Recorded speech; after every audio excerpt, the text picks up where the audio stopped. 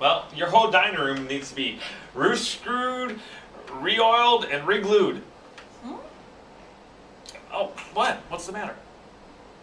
Well, I've never been under a table before.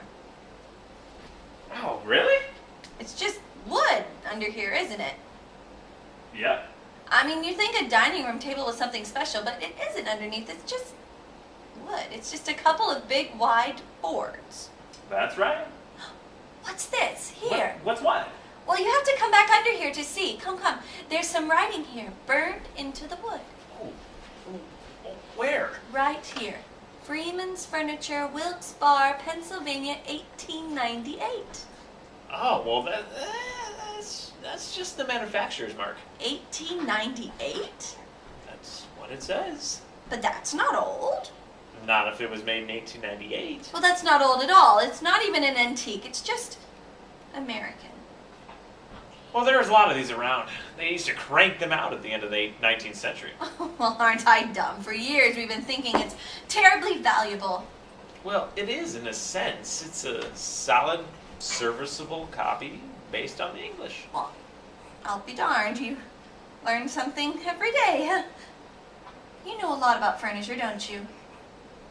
I'm beginning to. Beginning to. I bet your father was a cabinet maker or something.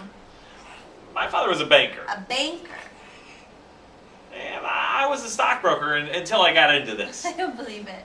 Yeah, sure. I decided I wanted to see what I was doing so I could touch it and see the results. So I took up carpentry. I'm amazed. I know some stockbrokers.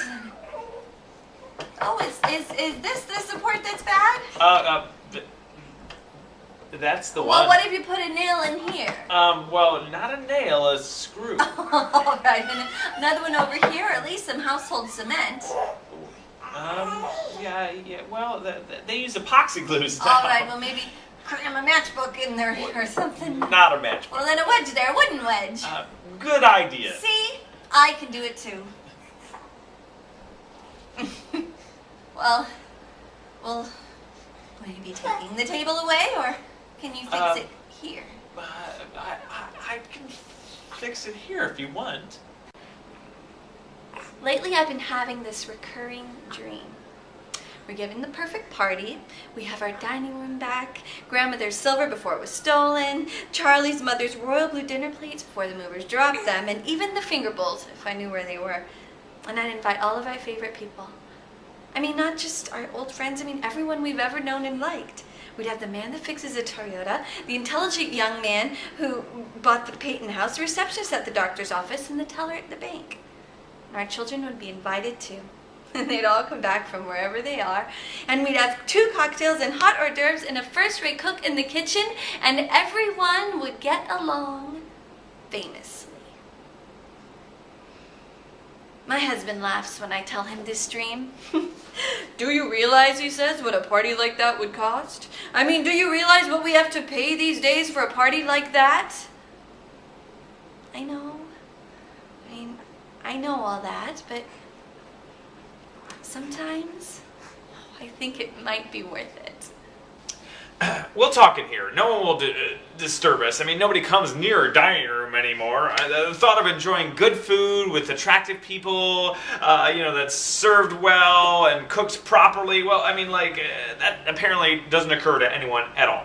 Nowadays, people eat in kitchens or living rooms, or they stand around balancing their food like jugglers. Pretty soon people are going to eat in the bathrooms. And why not, right? It simplifies the process considerably.